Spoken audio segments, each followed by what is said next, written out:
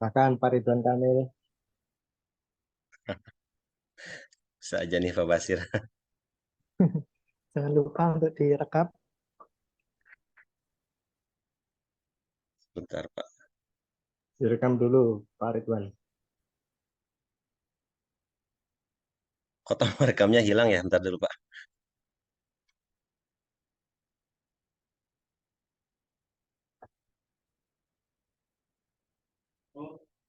Oh udah Pak, udah ini ya. Udah mulai ini ya. Udah mulai merekam ya. Orang ke presentasi.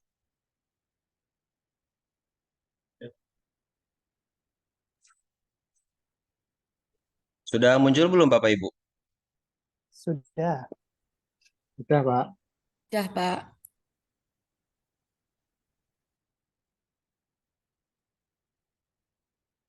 Baik.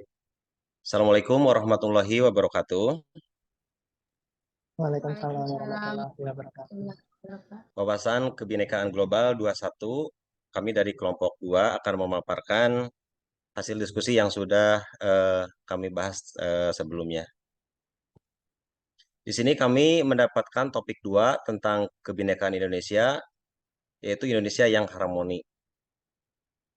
Bapak dan Ibu tentu sangat paham ya dengan keadaan bangsa kita, negara kita. Indonesia merupakan negara yang sangat besar, yang terdiri dari berbagai adat atau kebudayaan, baik itu dari bahasa, kemudian dari apa namanya, pakaian adat, kemudian rumah adat, tari-tarian, kesenian, berbagai macam gitu ya, Bapak Ibu. Nah, dari keberagaman itu, saya ingin menanyakan kepada Bapak dan Ibu guru, yang pertama, bahasa apa yang Bapak Ibu gunakan dalam berkomunikasi sehari-hari? Dua, apakah masih ada yang mempercayai mitos pernikahan suku Sunda dan suku Jawa tidak diperbolehkan? Tiga, menurut pendapat Anda, bagaimana tentang adanya festival yang diikuti peserta didik dengan memakai pakaian adat yang beragam dari berbagai suku di Indonesia? Yang keempat, bagaimana sikap Anda apabila ada perayaan budaya lain di daerah tempat tinggal Anda? Silakan Bapak Ibu, dari keempat pertanyaan ini barangkali ada yang memberikan tanggapannya sebelum dilanjut nanti ke materi berikutnya. Mangga Bapak Ibu. Yang pertama dulu, bahasa apa yang Bapak Ibu gunakan dalam berkomunikasi sehari-hari? Ya, baik Pak. Saya mau coba menjawab. Nggih. Boleh Bu, silakan Bu. Ya, bahasa yang kami gunakan sehari-hari, karena kami ini suku Jawa, jadi bahasa sehari-hari kita adalah bahasa Jawa. Seperti itu, Pak. Eh, Bahasa Jawa ya Ibu ya? Ya, ya, karena kita suku Jawa, Pak. Kebetulan kami tinggal di daerah Jawa Tengah. Seperti itu. Kalau untuk komunikasi sehari-hari di lingkungan sekolah, itu apa Bu bahasanya yang digunakan? Kalau di lingkungan sekolah, kebanyakan menggunakan bahasa Indonesia, Pak, karena ada yang dari Jawa Barat, itu ada yang murid dari Jawa Barat, pindahan itu. Kalau menggunakan bahasa Jawa itu kan ada yang tidak tahu artinya. Jadi ya menggunakan bahasa Indonesia, gitu, Pak. Oh iya, Ya, terima kasih Bu. ya sama-sama, Kemudian Pak. untuk soal yang kedua atau pertanyaan yang kedua, apakah masih ada yang mempercayai mitos pernikahan suku Sunda dan suku Jawa tidak diperbolehkan? Nah, kebetulan di wilayah kami, di daerah kami, Bu ya, di Karawang, masih ada beberapa bagian dari daerah di Karawang yang masih mempercayai mitos seperti itu.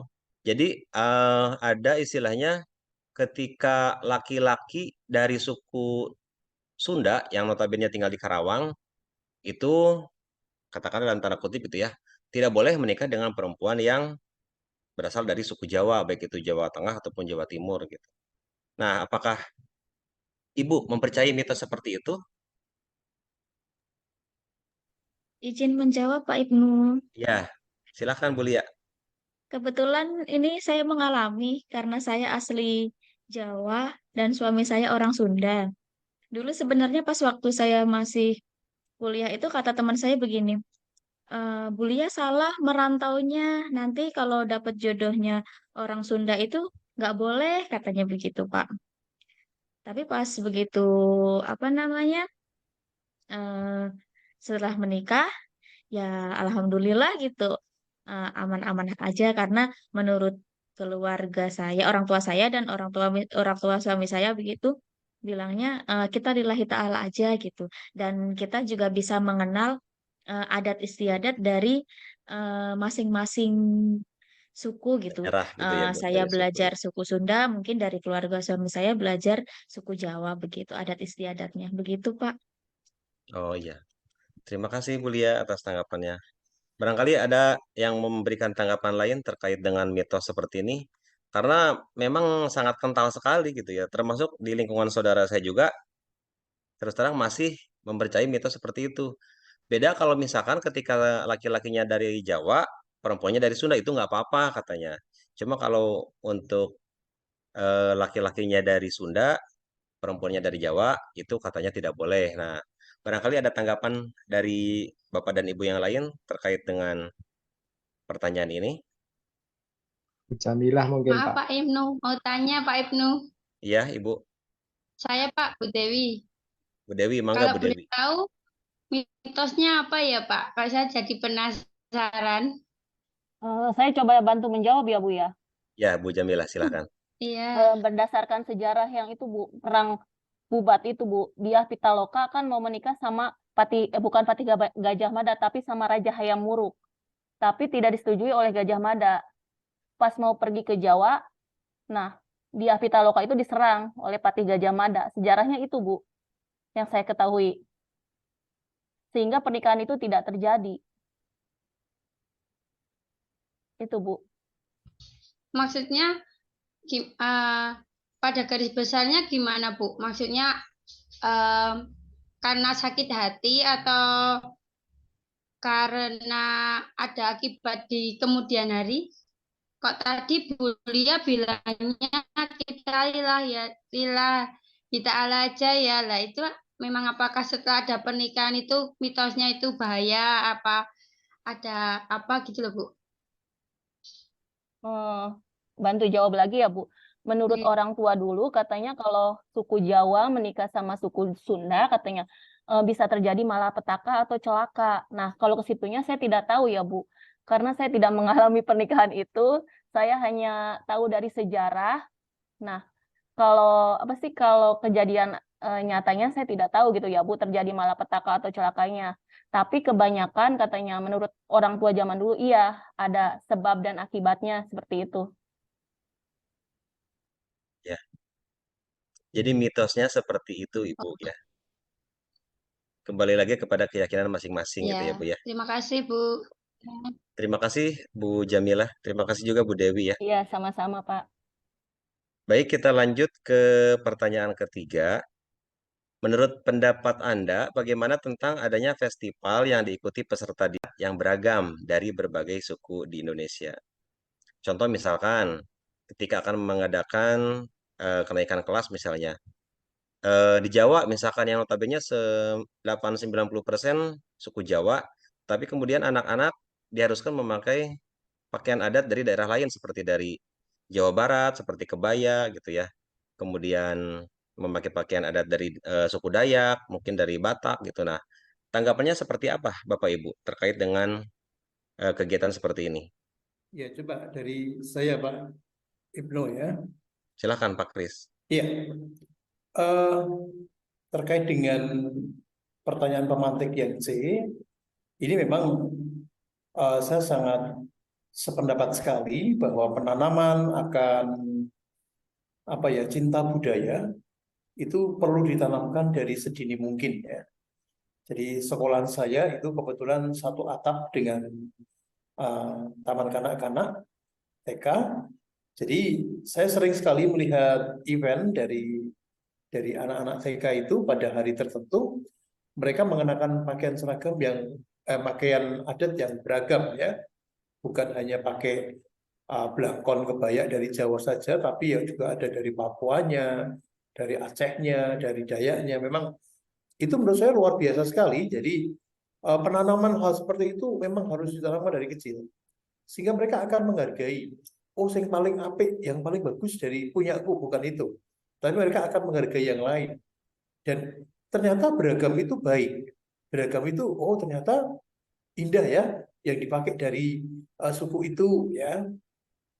Ya, itu menurut saya. Jadi saya sangat sependapat dan saya sangat setuju sekali dengan acara-acara seperti itu, karena itu salah satu bagian atau istilahnya upaya ya di dalam kita menciptakan atau membuat karakter anak untuk lebih cinta terhadap budaya kita yang beragam itu. Gitu, Pak Ibnu. Terima kasih Pak Kris. Jadi mungkin intinya untuk lebih mengenalkan ya budaya daerah lain kepada peserta didik, begitu Pak ya.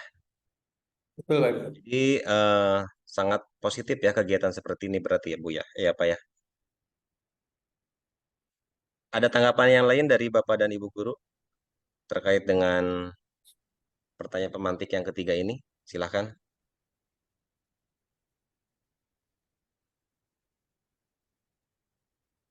Tidak ada? Kalau tidak ada, lanjut ke yang terakhir.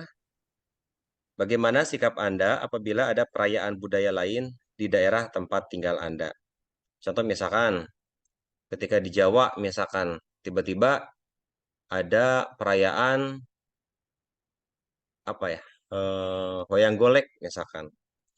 Wayang golek yang notabene kan kalau misalkan wayang golek itu pasti seluruh dialog dari wayang tersebut menggunakan bahasa Sunda. Bukan wayang kulit ya, Bu, wayang golek ya, yang dari kayu itu dari kesenian Jawa Barat. Itu bagaimana sikap Anda apabila ada perayaan-perayaan seperti itu? Atau misalkan ada yang hajatan nih, kemudian mengadakan kesenian tari jaipongan dari Jawa Barat, sementara Ibu berada di Sukoharjo misalkan atau di Wonogiri. Itu bagaimana sikap Anda apabila terjadi seperti itu? Silakan Bapak dan Ibu diberi tanggapannya.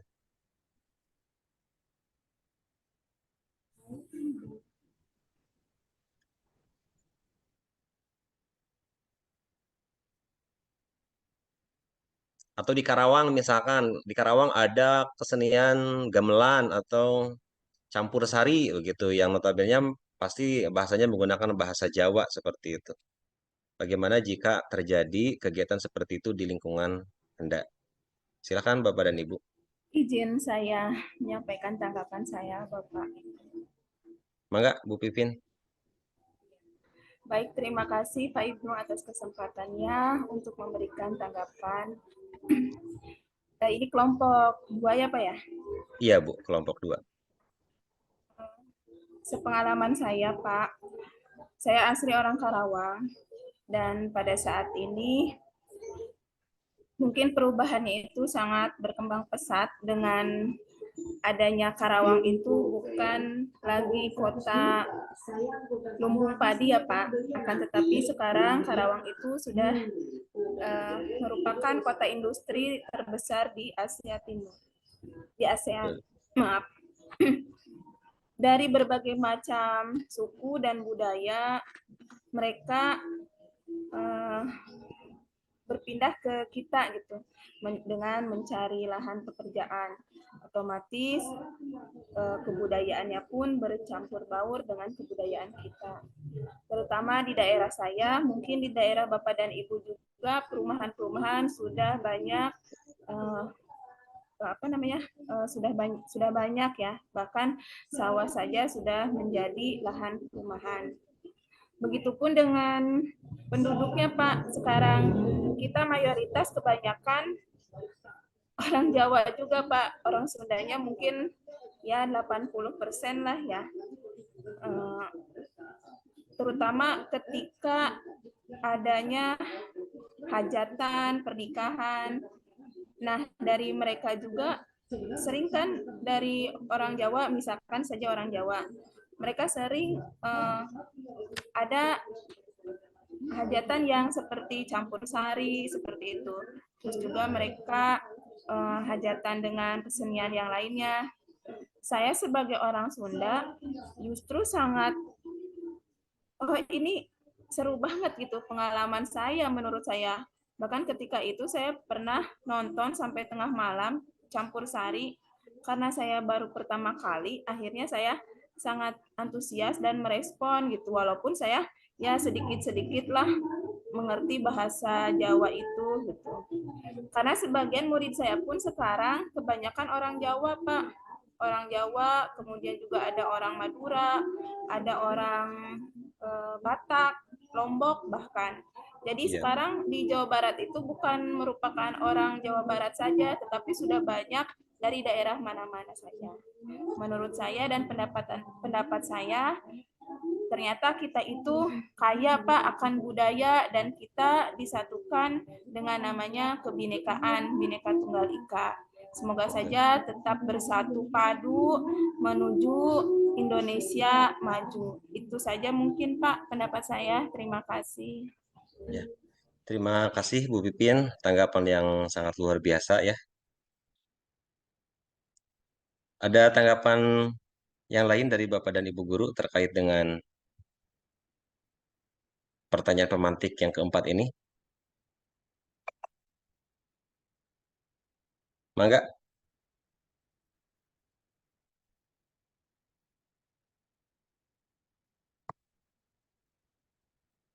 Tidak ada Ibu ya? Tidak lagi. Kalau tidak ada kita lanjut ke slide berikutnya.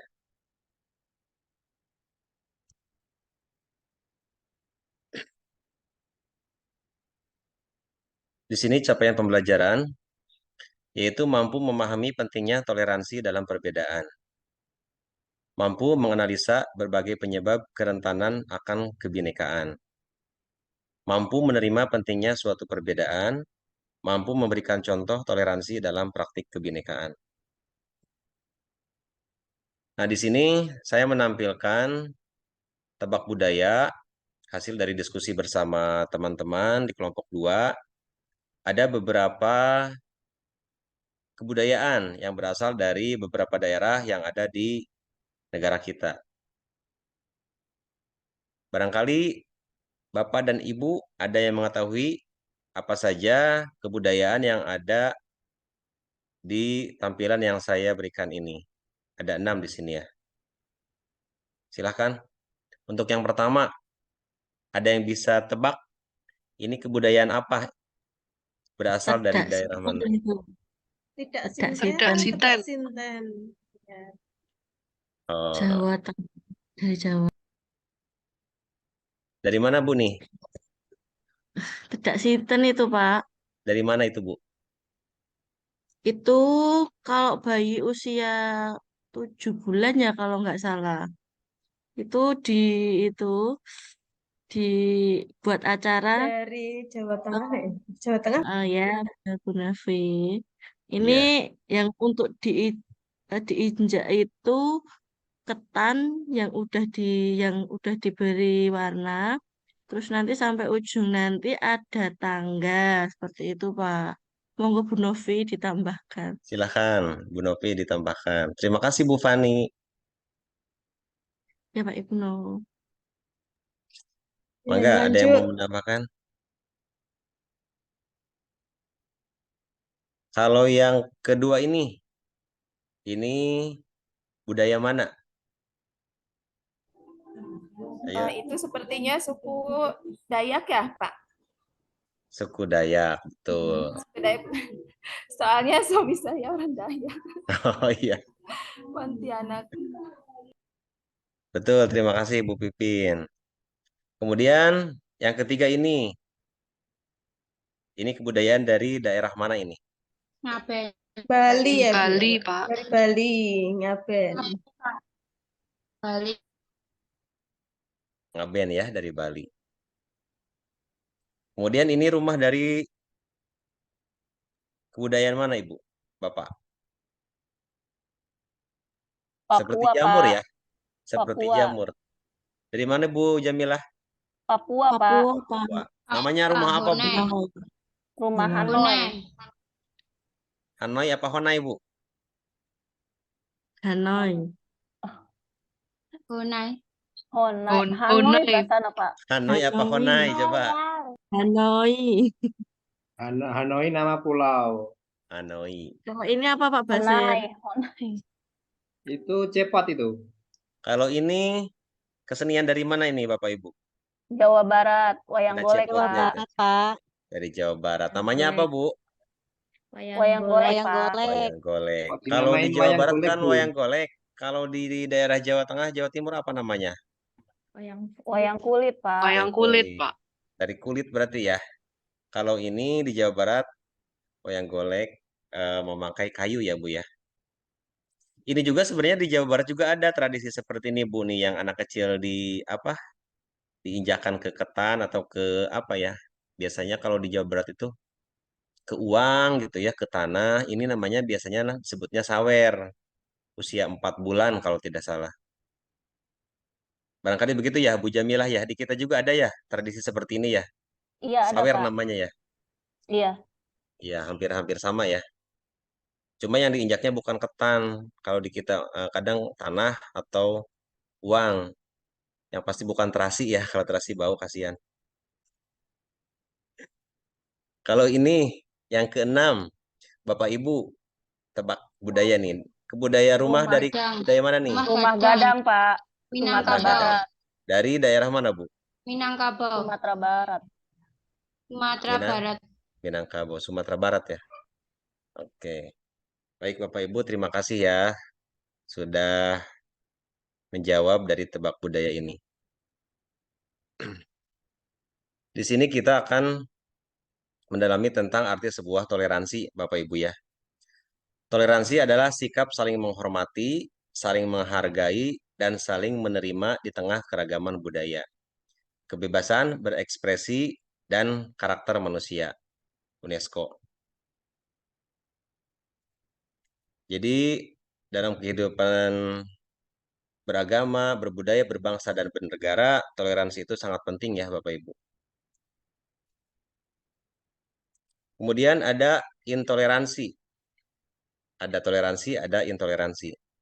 Intoleransi adalah tindak kekerasan atas dasar diskriminasi terhadap suku, budaya, agama, ras, atau antar golongan, sara, di mana di dalamnya terdapat bentuk pembedaan, pengecualian, pembatasan, atau pemilihan berdasarkan sara yang mengakibatkan pencabutan atau pengurangan pengakuan, perolehan atau pelaksanaan atas hak asasi manusia, dan kebebasan dasar dalam suatu kesetaraan.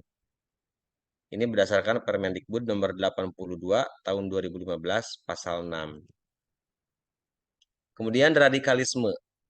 Radikalisme yaitu sikap atau tindakan yang menentang salah satu dari 4 pilar kenegaraan NKRI, Pancasila, Bhinneka Tunggal Ika, dan Undang-Undang Dasar 1945.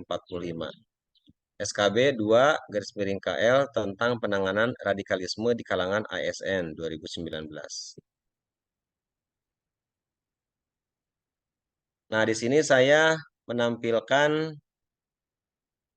bentuk atau sikap toleransi dalam kehidupan beragama. Barangkali ada yang bisa memberikan tanggapan tentang kedua foto ini, Bapak Ibu. Foto yang pertama di sini adalah judulnya Belajar Toleransi dari SMP Muhammadiyah 8 dan SMP Kristen di Bandung. Silakan ditanggapi Bapak dan Ibu. Silakan Bu Iya, Mbak Pak. Diana. Ya, mungkin dari gambar yang ditampilkan Pak Ibnu itu adalah contoh praktik baik dari toleransi di lingkungan sekolah ya. Jadi itu ada kunjungan dari SMP yang notabene itu SMP Kristen, terus kemudian berkunjung ke SMP yang Islam agamanya begitu. Jadi di situ di apa namanya digambarkan kalau perbedaan agama itu tidak mempengaruhi untuk kita tetap saling bersatu. Seperti itu. Oh, iya. Terima kasih Bu Mat Diana atas tanggapannya. Ada tanggapan lain dari Bapak dan Ibu terkait dengan gambar yang saya tampilkan ini? Ini di gambar kedua juga sama ya. Contoh baik tentang toleransi. Silahkan ditanggapi Bapak dan Ibu.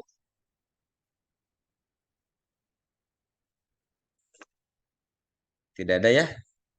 Oke. Saya berikan tanggapan juga. Jadi untuk foto ini seperti yang sudah Bu Martiana tadi sampaikan, di sini adalah bentuk toleransi ya, contoh yang baik. Bagaimana kita dalam menjalankan kehidupan beragama ya. Di sini ada kunjungan dari SMP Muhammadiyah yang notabene berarti sekolah Islam berkunjung ke SMP Kristen. Eh, Kemudian di gambar yang kedua, ini ada kunjungan dari sekolah dasar Islam ya berkunjung kepada sekolah dasar Kristen. Di sini terlihat ya, di gedungnya sendiri terlihat di sini suasananya suasana Kristen ya. Ini adalah contoh-contoh baik ketika toleransi sudah dijalankan dalam kehidupan beragama. Begitu ya Bapak Ibu ya. Ya, mungkin saya nambahi Pak Ibnu. Boleh Pak Kristanto? Ya, saya akan menambahkan contoh praktek baik toleransi ya. Tapi ini bukan dari gambar itu, tapi yang terjadi di daerah saya. Ya. Saya tinggal di Delanggu, itu kecamatan paling utara hampir paling utara dari Kabupaten Klaten. Jadi di kecamatan kami itu ada FKUB, Forum Komunikasi Antar Umat Beragama. Jadi saya sangat support sekali dengan forum itu, karena memang lewat wadah itu akan tercipta suatu toleransi yang sangat baik. Jadi contohnya gini, ketika pada itu hari Natal, ya, saya sangat salut dengan pemuda masjid yang di sekitar gereja itu untuk menata parkir, ya. Jadi saya sangat salut sekali. Mereka dengan sangat antusias, dengan sangat sukacita, dengan rela hati menata parkir sehingga parkirnya tertata rapi dan mereka menjagai sampai ibadah selesai. Demikian juga ketika sholat Id, ya, itu pemuda remaja dari gereja itu memang gantian, mereka menjaga parkir di lapangan dan menata dengan rapi, sehingga tercipta suatu jalinan toleransi dan kerjasama yang sangat bagus dalam hal ini. Ini hanya contoh Pak Ibu ya. Ya Pak. Ya, itu adalah salah satu contoh lain ya Pak ya dari contoh baik dari sikap toleransi beragama ya Pak Kris ya. Iya. Ya, terima kasih Pak Kris atas tanggapannya. Baik, masih ada Bapak Ibu yang akan memberikan tanggapan terkait dengan contoh yang baik tentang toleransi beragama? Sudah, kalau tidak ada ya dilanjut ya.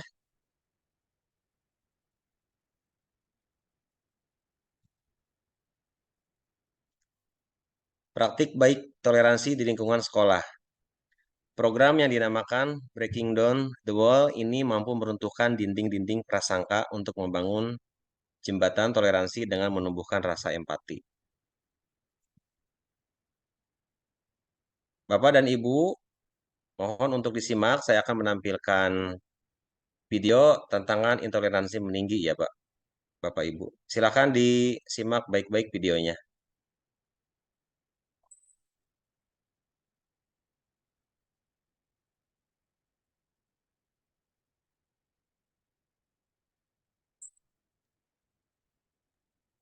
Pak, suaranya Pak Ibnu. Suaranya Nggak ada dimatikan. suaranya. Mungkin tadi pas share screen lupa share soundnya nggak di. Ya, share soundnya dinyalakan.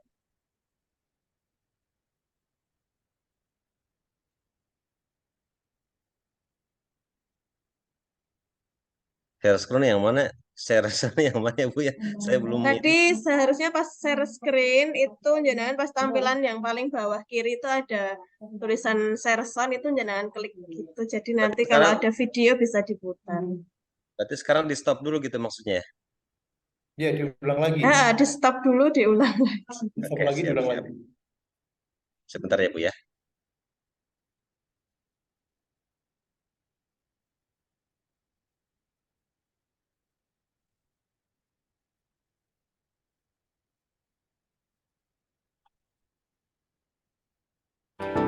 Dengan gadget di tangan, aku siswi kelas 12. Muncul nggak, Bu? Sudah, Pak, ada suaranya, Pak. Sudah. Dilanjut Sudah, ya. Pak, ya. Dilanjut ya. Iya, Pak. Aku lahir tahun 2000, orang-orang menyebut generasiku generasi Z. Dibanding generasi ayah dan kakekku, aku kayaknya lebih beruntung deh. Dengan gadget di tangan, aku bisa mengakses banyak informasi, main game, streaming film, dengerin musik favorit, sampai pesan makanan kesukaan. Teman-temanku banyak, bukan cuma di dunia nyata, tapi juga di dunia maya. Bukan cuma dari Indonesia, tapi seluruh dunia. Karena terhubung dengan dunia yang luas, seharusnya generasiku lebih terbuka, termasuk dalam sikap beragama. Tapi, benarkah begitu? Untuk mengenali lebih dalam generasiku, para peneliti PPIM UIN Syarif Hidayatullah Jakarta melakukan survei nasional kepada ribuan muslim generasi Z, juga kepada guru-guru dan dosen kami di 34 provinsi. Selama sebulan lebih, para peneliti bekerja keras mengumpulkan dan menganalisis data dengan tingkat ketelitian yang tinggi. Penelitian ini ingin mengetahui bagaimana muslim generasiku melihat agama, keragaman, negara, serta bagaimana pendidikan agama membentuk cara berpikir kami. Dan inilah beberapa hasilnya. Ternyata, lebih dari sepertiga teman muslim segenerasiku setuju kalau jihad itu qital, alias perang, terutama perang melawan non-muslim. 1 dari 5 siswa muslim setuju kalau aksi teror bom bunuh diri itu jihad Islam. Sepertiga muslim Gen Z setuju kalau orang yang murtad harus dibunuh. Hampir sepertiga merasa bahwa perbuatan intoleran terhadap minoritas nggak masalah. Melihat data di atas, kaget juga sih, dari mana pemahaman-pemahaman itu berasal. Ternyata, medsos masih menjadi rujukan utama generasi kami dalam mendapatkan ilmu dan informasi keislaman. Buku pelajaran agama Islam juga berperan. Hasil survei menunjukkan 48,95% siswa atau mahasiswa merasa pendidikan agama memiliki porsi yang besar dalam mempengaruhi kami agar tidak bergaul dengan pemeluk agama lain. Dari keseluruhan materi pendidikan Islam, materi tentang menghargai orang lain yang berbeda itu porsinya sedikit banget. Mangga jatuh nggak jauh dari pohonnya. Cara pandang yang eksklusif ini nggak jauh dengan guru dan dosen kami. Misalnya, untuk urusan dengan kelompok minoritas yang dianggap sesat, sebagian besar guru dan dosen tidak setuju jika pemerintah melindungi kelompok tersebut. 2/3 guru dan dosenku percaya bahwa semua orang Yahudi adalah musuh Muslim dan semua orang Yahudi membenci Muslim. Untuk urusan rumah ibadah agama lain, 2/3 dari guru dan dosen tidak setuju kalau di lingkungan mereka didirikan rumah ibadah agama lain. Sedih rasanya kalau lihat data-data tadi. Seharusnya, pendidikan agama membuat kami mencintai dan melindungi sesama manusia. Apalagi 20-30 tahun dari sekarang, generasi kamilah yang akan memimpin bangsa ini. Bangsa yang kaya dengan keragaman. Gak mungkin bangsa besar ini dipimpin oleh orang yang berpikiran sempit. Tapi aku tetap optimis kok. Sebagian besar generasi kami masih setia Pancasila dan NKRI. Temuan survei ini membuka mata kami untuk waspada dan introspeksi. Udah banyak bangsa porak-poranda karena benih kebencian yang dibiarkan. Ayo, jaga bangsa kita, Indonesia yang kita cinta.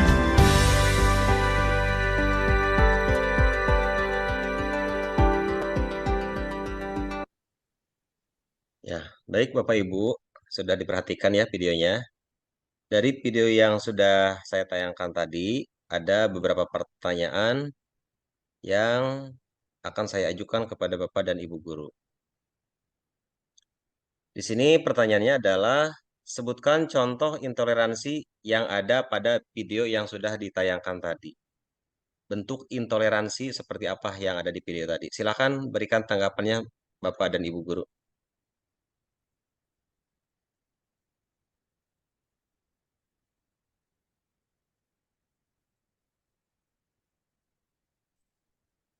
Mangga, Bapak dan Ibu, contoh intoleransi yang ada di video tadi seperti apa? Ya, mungkin saya mau mencoba menjawab ya, Pak Ibnu. Iya, Bu Matiana, Kalau silakan. berdasarkan tadi, saya menyimak videonya tadi, itu ada beberapa sikap intoleransi yang ada. Di antaranya yang pertama, itu yang menganggap orang Muslim menganggap orang non-Muslim itu sebagai musuh. Itu tadi kan juga dijelaskan di situ. Nah, itu menurut saya adalah sikap intoleransi karena seharusnya kita walaupun berbeda agama itu harus tetap saling menghargai, harus tetap bertoleransi. Karena kita di Indonesia ini memang beragam suku, bangsa dan agamanya. Jadi kita tidak boleh membeda-bedakan seperti itu. Terus kemudian ada lagi tadi tentang pembangunan rumah ibadah yang tidak sesuai dengan agama kita, itu dilarang. Itu juga sebenarnya merupakan contoh sikap intoleransi. Ya, seperti kita sudah ketahui tadi, kalau di Indonesia itu memang beragam dan harusnya kita harus menghargai perbedaan itu. Kita harus saling menjaga, saling menghargai perbedaan yang ada. Harusnya kita tetap mengizinkan pembangunan rumah ibadah itu walaupun itu berbeda dengan agama yang kita anut. Iya. Mungkin itu tanggapan dari saya dari melihat video tadi. Terima kasih Bu Matiana atas tanggapannya. Barangkali ada yang mau menambahkan Bapak dan Ibu terkait dengan video tadi tentang sikap intoleransi? Ya, coba saya nambahi Pak Ibnu ya. Iya, Pak Kris, silakan. Ya, tadi kalau kita simak dengan cermat itu ada beberapa hal yang suatu tindakan yang sangat mencederai ya, arti dari toleransi itu sendiri atau bertindak intoleran ya. Jadi seperti yang disampaikan Bu Mardiana, saya sangat setuju itu. Saya cuma menambahkan saja, ya misalnya tadi pada bagian akhir video itu dipaparkan atau disampaikan bahwa semua Yahudi itu adalah musuh bagi kaum Muslim ya. Jadi saya tidak setuju dalam hal ini.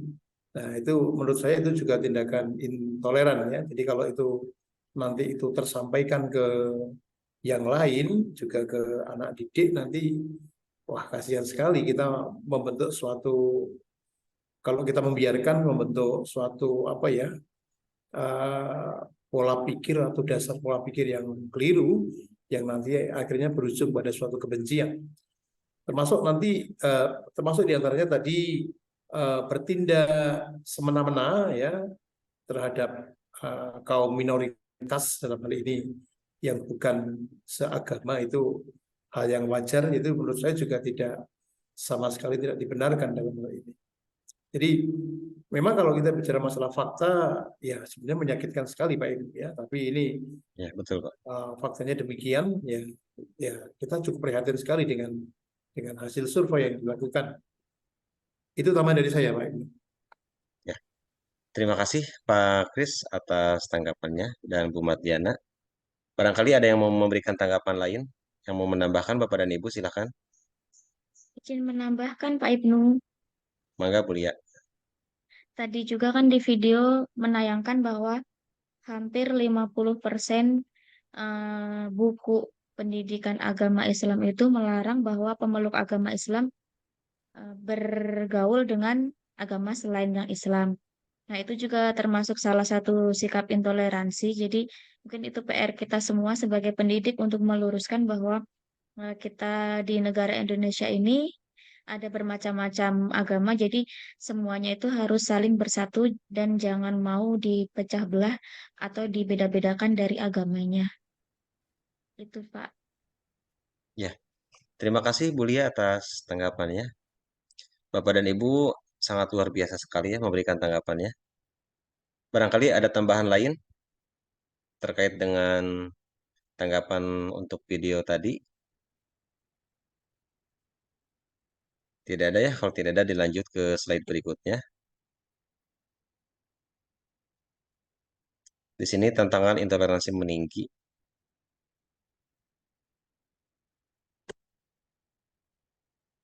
Mencontohkan intoleransi di sekitar kita.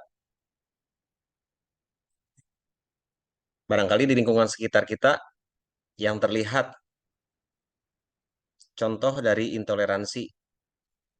Baik itu intoleransi dalam kehidupan beragama, intoleransi dalam kehidupan berbudaya,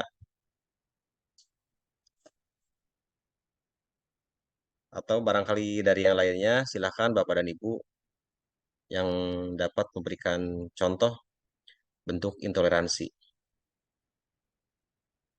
Atau mungkin dari keadaan, bisa saja dari keadaan ekonomi, misalkan bentuk intoleransi membeda-bedakan antara yang miskin dengan yang kaya gitu ya. Antara agama yang satu dengan agama yang lain. Gitu. Ada yang bisa mencontohkan sikap intoleransi yang ada di sekitar kita? Mungkin di lingkungan sekolah kita barangkali ada anak-anak peserta didik kita bersikap seperti apa begitu.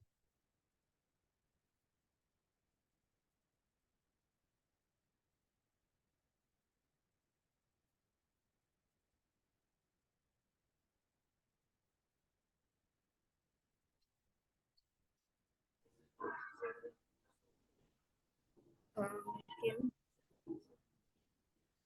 Silakan Bu Pipin. intoleransi apa ya? Mungkin menurut saya contoh hal yang terkecil di intoleransi di lingkungan sekolah itu, misalkan contohnya mewajibkan siswa berbeda agama mengikuti mata pelajaran agama tertentu. Misalnya ketika ada acara, kan kalau di kita ya Pak ada acara Maulid Nabi gitu ya. Kemudian agama yang, mohon maaf, mungkin agama yang non-muslim itu diikut sertakan gitu. Walaupun mereka itu hanya ikut hadir gitu. Kemudian kan kita juga tidak tidak mewajibkan gitu, terus juga tidak menyuruh. Namun kadangkala ada sekolahan yang harus ikut serta gitu. Terus yang kedua mungkin dari ini Pak, memukul rata kewajiban siswa mampu dengan yang tidak mampu. Contohnya saja kan sekarang banyak ya Pak tentang study tour misalnya. Kemudian juga ada lagi yang mungkin sebagian kecil misalkan mementingkan kelompok sendiri atau menganggap kelompoknya itu lebih baik mungkin. Ya contohnya kan ada ngegap gitu antara guru yang satu dengan guru yang lain. Dari hal-hal seperti itu Pak, mungkin menurut saya ya. Itu saja Bapak. Terima kasih. Terima kasih Bu Pipin atas tanggapannya. Ada lagi tanggapan yang lain? Kalau tidak ada kita lanjut ya Bapak Ibu ke slide berikutnya.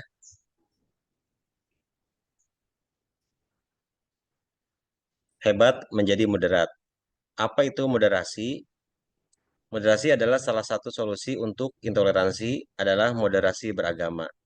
Apa itu moderasi beragama? Samakah dengan moderasi agama? Hebat menjadi moderat. Moderasi beragama merupakan sebuah jalan tengah di tengah keberagaman agama di Indonesia. Moderasi merupakan budaya Nusantara yang berjalan seiring dan tidak saling menegasikan antara agama dan kearifan lokal. tidak saling mempertentangkan namun mencari penyelesaian dengan toleran.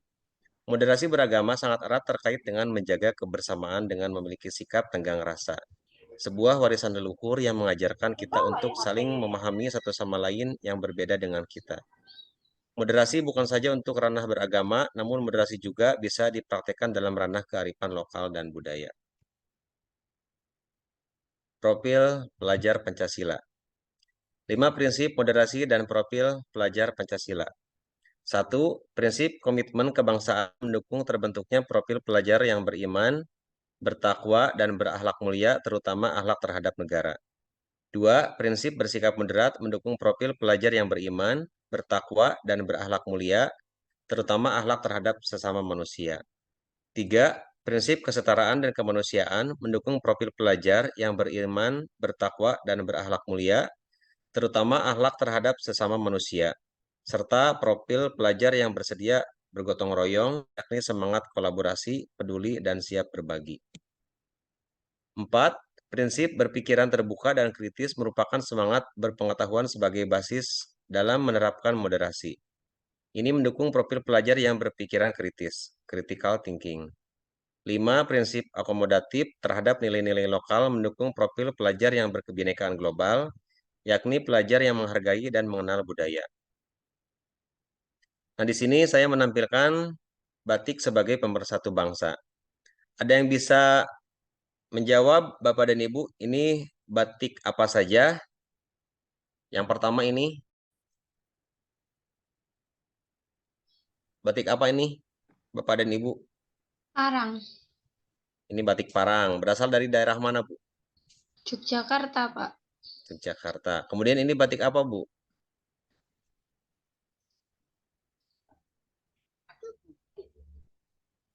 Ada beberapa warna nih.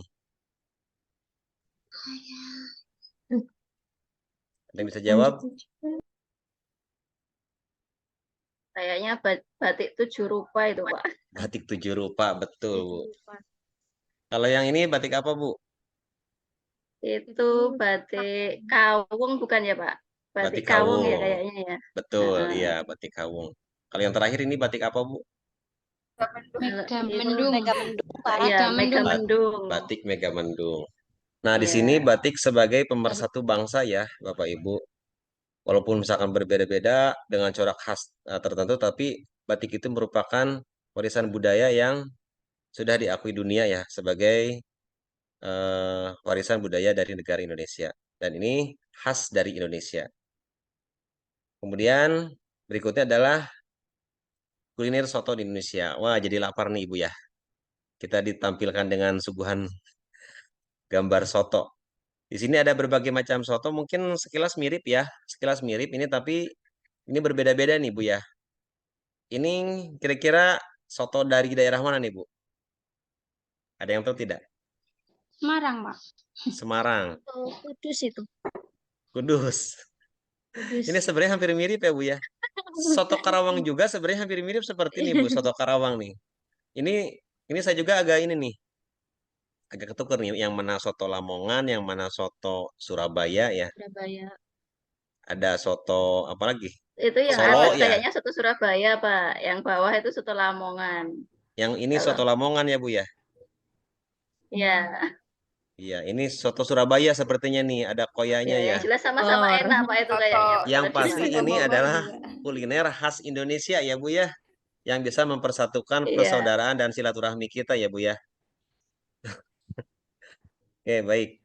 Ini Lapar. adalah kuliner khas Indonesia. Pesan baik.